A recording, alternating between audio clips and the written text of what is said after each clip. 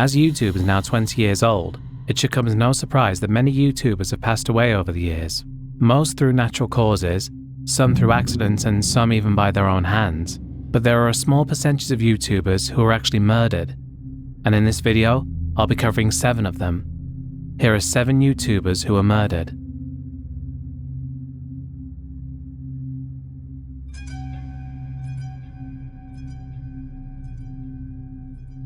Messi Maya, whose real name was Anthony Barr, was a 22-year-old YouTuber and aspiring rapper from New Orleans who operated the YouTube channel The HHGZ. He gained local fame for his flamboyant style, neon-colored hair, and unfiltered street videos. In his uploads, he roamed the 7th Ward with a camera, making sharp jokes and mocking strangers. Look at this nigga right here. It be like a burrow egg, bitch. A burrow egg built bitch. No indeed. Not you, miss. I ain't talking about you, miss. I was talking about that man over there. Now, what we gonna talk about now? If you're 50 years old and you still wear braids, bitch, you need to be shot. I'm sitting in Chick-fil-A. That lady booty right there is shaped like a box of Chick-fil-A. Ooh, is it?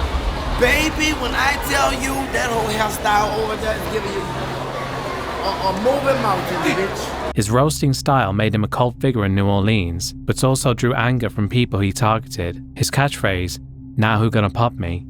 was both a taunt and a challenge. Privately, Barr hinted he knew his lifestyle carried risks. He'd spoken about young men in his city not living long, and once warned a friend on Facebook, adding the ominous, quote, "I'll be there soon." He told some friends he might move to Houston to get away from the trouble. On November 14th, 2010, Barr attended a baby shower for his unborn son. As he left the gathering that night, someone ambushed him in the street and opened fire. He was shot multiple times at close range and fell to the ground, bleeding heavily. As he lay dying, someone tried to get help, while another person filmed him with a phone. A graphic photo of his body face down in a pool of blood appeared online within minutes. Many of his fans learned of his death when they saw that image circulating on Twitter. The killing became a trending topic that night, and Barr's videos received a surge of views from people curious about him. The next week, police arrested 24-year-old Jason Hamilton and announced the case solved after Hamilton confessed. But as his trial approached, a court worker revealed she had seen a video of the shooting posted to YouTube. The video had since been removed, and prosecutors dropped the charge temporarily to find it. Further investigation proved Hamilton had an alibi and was nowhere near the shooting. His lawyer said Hamilton, who had bipolar disorder, gave a fake confession while off his medication. After 3 years in jail awaiting trial, Hamilton was released and the charges were dropped. The real killer has never been identified, and the case remains unsolved. In the years after his death, Barr's videos continued to circulate. Then, in 2016, his voice appeared at the start of Beyoncé's hit song, Formation. What happened at the New Orleans? What happened at the New Orleans? You know, because bitch, see, everybody have their own side of the bed. And bitch, y'all ain't get my side. That's what I'm saying. Y'all ain't get mine. The music video included imagery tied to New Orleans, connecting the song to Barr's persona. While the sample introduced him to millions who had never heard of him, it also triggered a legal dispute. In 2017, Barr's family sued Beyoncé for $20 million, claiming she used his voice without permission or compensation. Her lawyers argued the brief clips fell under fair use and required no payment, but a judge refused to dismiss the case. It was settled out of court later that year, with the terms undisclosed.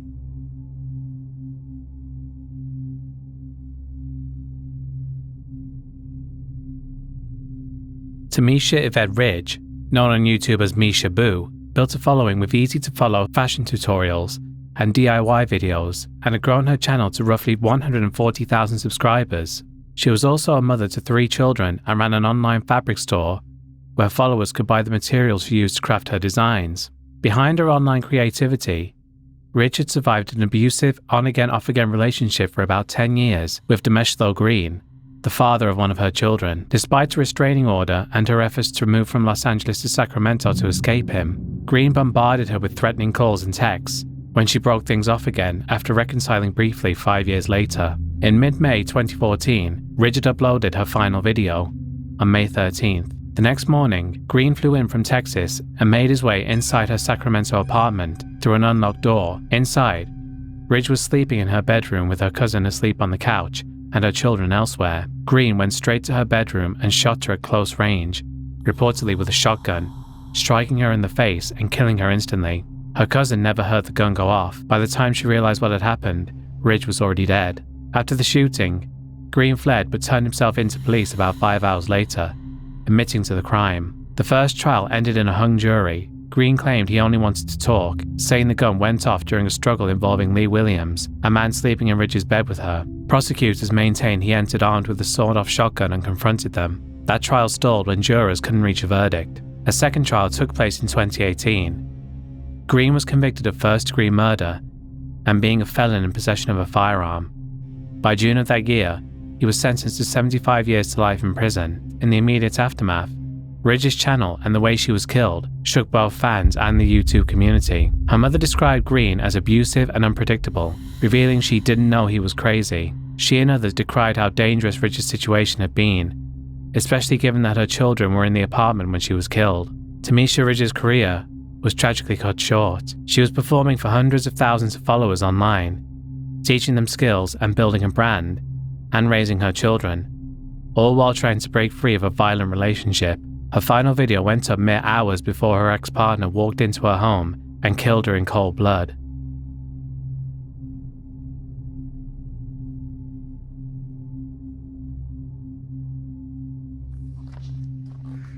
For climbing. Up and down the mountains, and now I gotta hide. Because maybe it's a kidnapper.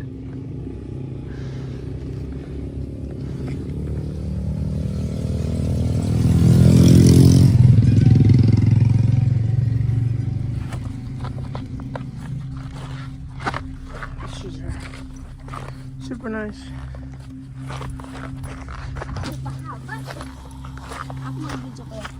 Okay, I'll go first. Kidnappers home. Elliot O'Neill Eastman was a 26-year-old American YouTuber from Vermont, living in Cebuco in the Philippines. He'd built a small but engaged following, documenting life in one of the most dangerous corners of the country. He framed himself as the first and only foreigner to live long-term there, offering videos on local customs, weather, food, and even admitting in live streams that he felt unsafe and that his life was at risk, in what he described as a literal red zone. Beyond vlogging, Elliot had been lending money to locals at 20% interest. He didn't just quietly lend either. He discussed it on camera. That, according to the community chatter, made him a target, because in remote regions like Cebuco, money isn't just currency, it's power, and an outsider competing in that space tends to stir resentment, especially when word spreads that he's making a profit off neighbors in need on YouTube for all to see. On October 17, 2024, those risks became reality. 4 men, dressed as police officers, broke into his home during the night. Elliot resisted, and the intruders shot him. Witnesses and reports say he was hit in both his leg and abdomen using a high-caliber weapon before being dragged out the door. He was shoved onto a speedboat and sped toward the Sulu Sea, leaving their red zone behind with a stain on the floor and an empty M16 cartridge as proof of violence committed inside that house. The Philippine National Police, supported by the FBI, launched a massive search. Within days, 3 suspects were identified as Abdul Sahibad, Mursid Ahad, and Farhad Sahibad, but in a gun battle in November, all 3 were killed by authorities during an operation in the Zamboanga, Sibugay province before being formally charged. A 4th man, the alleged mastermind, named Jakira Sadiq Jamani, was arrested in January 2025 while attempting to escape via sea near the Basilian Strait. Sadiq's confession revealed that Eastman died on the boat the night he was kidnapped, succumbing to his gunshot wounds. The men then allegedly tossed his body into the water. While no body has been recovered, authorities say the evidence points to death at sea. Across the internet, speculation swirled. His money lending was viewed as predatory, with people even saying that his situation was a self-made disaster, saying he went to a no-go zone and became a loan shark to the poorest people, and live streaming that only amplified the danger he was in. From the moment he was kidnapped, Elliot Eastman's last messages, the ones broadcast to followers about how risky his life had become, read like premonitions. The final live stream, shot just hours before the kidnapping, was basically a warning that he himself didn't heed.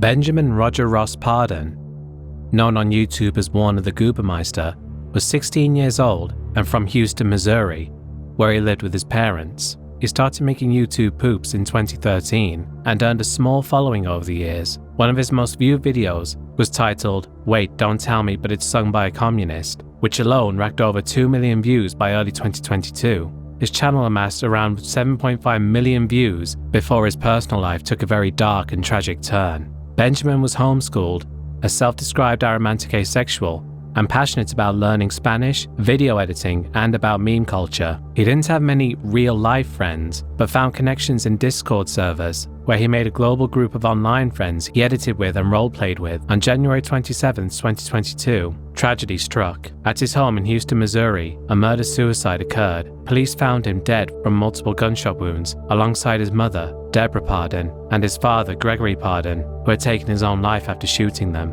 Once the news emerged, online communities responded in shock. The comments under his last video were filled with simply stunned sorrow, fans grappling with the reality that such a young and promising creator could have died in such a horrible way.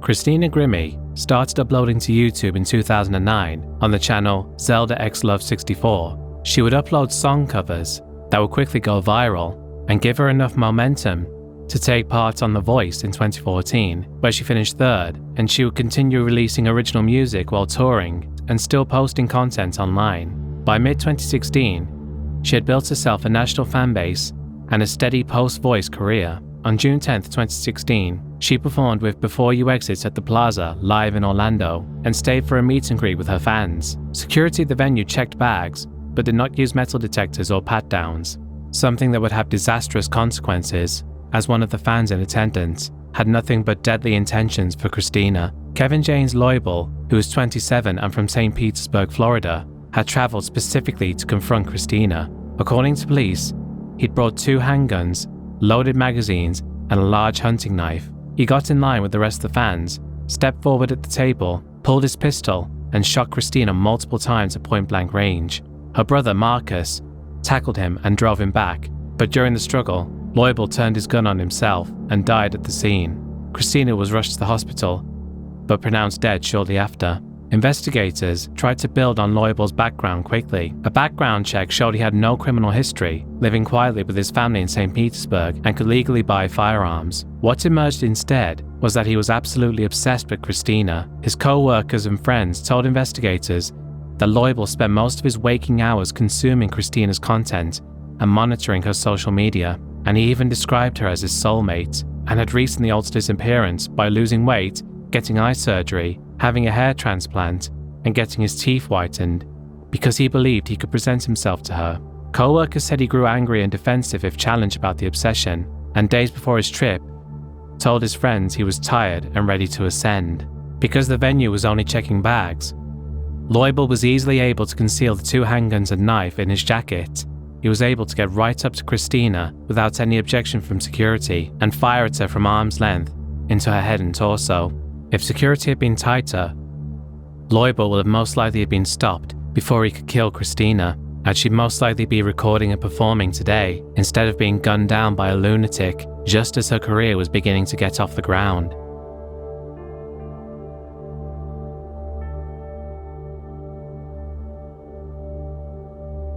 Keith Ratliff was the one in charge of procuring firearms for FPS Russia. He managed and co-owned FPS Industries Global, held the federal licensing that let the channel source restricted hardware, and handled the paperwork and logistics that turned ideas into live fire on video. He had moved down from Kentucky to northeast Georgia to build out the operation.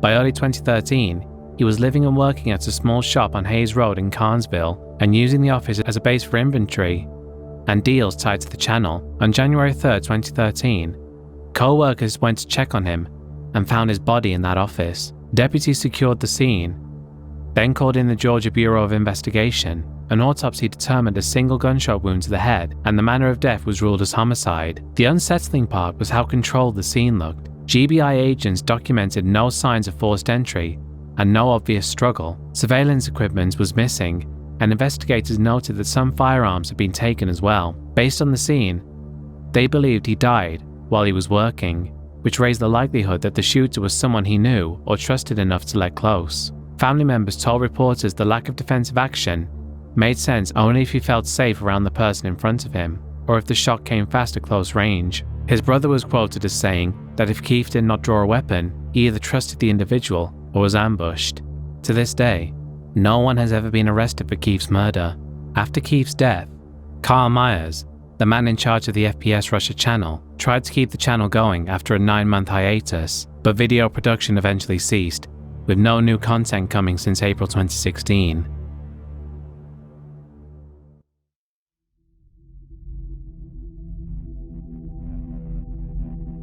Asia McGowan was a 20-year-old college student from Michigan who ran a small YouTube channel. She posted upbeat dance routines, vlogs, and comedy skits on her channel. Asia was an aspiring actress and dancer, with her father recalling that she had been planning to audition for a TV dance competition. But in April 2009, Asia's life was cut short by a brutal act of violence. One of Asia's own schoolmates turned out to be the threat. This schoolmate was 28-year-old Anthony Powell, who was also a YouTuber, but a very different kind. Unlike Asia, who obviously just wanted to entertain her audience, Powell was basically a complete nutjob who would rant to the camera about how much he hated atheists and black women. We have to stand together. These fucking Muslims are gonna strap bombs to their bodies. They're gonna come at us. They're gonna try to blow us up. These fucking atheists are gonna sit back and insult us, call us insane. And we got these Jehovah's Witnesses that call us evil. We gotta stand together, my Christian brothers and sisters. We have to. If we don't, then we're all gonna just fall. It's as simple as that. These Muslims, these atheists, these other religions, any of these people, these homosexuals, are our enemies. They're our enemies. And we have to stand against them and take them down. The fairy tales of evolution is entertaining, it is satire, and this comment is the funniest comment ever. And he had a particular hatred for McGowan, as she was an African-American woman who also just happened to be an open atheist. In fact, he had apparently become so obsessed with her that he had been stalking Asia through both her YouTube and even her Facebook before things escalated. For Asia McGowan herself, the harassment soon became impossible to ignore. Powell's toxic videos appeared to inspire some of his viewers to bombard Asia's YouTube page with vicious comments. And about a week before the incident, she posted a video addressing her YouTube haters directly. Hey, what's up, YouTube? Okay, this don't go out to all the YouTube people. It goes out to just my YouTube haters. Yeah, so finally paid attention to you. But anyways, not to sound all like, but for real though, like for the people that just felt like they had to come on my page and hate and think that they were going to get like some comments back from me, well, you thought wrong. And I just feel like it's stupid to leave messages on people's pages when you don't even have any videos on your pages and your page is blank. And you think that you just hate on mine. So yeah, I just want to take you to school a little bit, haters. When you hate, you feel as if you're here and the other person is down here. And when you hate, this is what you do. Bringing the other person up and you bring yourself down because you hate, and then you making that person look famous and you just bringing a lot of spark to them. So that don't make any sense. That just go against logic, for real though. So anyway, so on my page, it just felt like you had to say seriously, like people just checking my page out and then scroll down. You gonna see good messages because you got some real good people out there just like watching people having fun on videos who's true. But then as you scroll down, you just scroll down and you tap and you just see all these BITCH, and I ain't trying to cuss the family around, just saying all this crazy stuff. So yeah, don't hate, congratulate. Cause I'm like an hour later. I'm here to save her. You can pop me in an hour later. I'm always gonna be here. Elegant. That was just fun. That was just a little freestyle. But anyways, haters, find some constructive time and critique something that needs to be critiqued, not me, okay? So anyways, yeah, on my videos, I act silly. I do little skits and everything, but I usually don't upload a lot of videos because I don't really have time, and when I do get time, I try to put as much as I can. So I do have 2 dance videos that I just put out. Me and my sister acting crazy, acting silly, and then I have this video. So I had to give a shout out to the haters. Now the haters, this is what you can do. The haters, this you on my screen. Bounce off the screen and bounce off my page. And for the people that like what I'm doing, stay right here. We all cool. That's what I'm talking about. So yeah, people, find something better to do and stop going on my page and write stupid messages, okay? It's ghetto, it's tacky, and you need to find some better time. So yes, have a lovely day, and for all the people that like my videos, I love you, and I'm gonna keep you guys posted. She had no way of knowing that the man behind that harassment, Anthony Powell himself, was about to confront her in real life. The situation reached its deadly climax on April 10th, 2009. That day, Asia and Powell were both on campus at Henry Ford Community College in Dearborn, attending a theatre class together. It's worth noting that while Powell definitely knew Asia, she didn't actually know him, as all the hate towards her was coming from YouTube comments and she didn't actually watch his videos. Powell was basically just a stranger with a twisted fixation. Sometime that afternoon, he armed himself with a shotgun and cornered Asia alone in an empty classroom. He shot Asia at point-blank range with the shotgun, killing her on the spot. He then turned the gun on himself. By the time the police rushed in, it was too late. They found them both dead in the classroom, with the shotgun lying nearby. Asia McGowan's YouTube channel remained online for many years following her death. Unlike Powell's, which was almost immediately removed by YouTube after the incident, Asia's channel was not taken down. Her videos stayed online and could be viewed by the public. In a way, her channel became sort of an unintentional memorial, with viewers continuing to find her content and leave comments well after she passed away. However, over a decade later, something unexpected happened. In late September 2021, Asia's channel was reportedly hacked and renamed Ripple Gans. Within days, YouTube terminated that channel entirely. This removal in 2021 wiped Asia's original uploads from the platform, and only 3 have since been recovered. And unfortunately, there is no way to bring her channel back. All that remains of her channel now are 3 screen captures on the Wayback Machine. And as you can see, this one has some very interesting choices in the related channels section. I don't know what YouTube was thinking putting them there. And that's the end of the video, folks. Got nothing really to add here, so be sure to like the video, leave a comment, subscribe if you're new, and consider supporting on Patreon. All patrons get early ad-free access to videos, and higher tiers get their name on the board and the shout-out.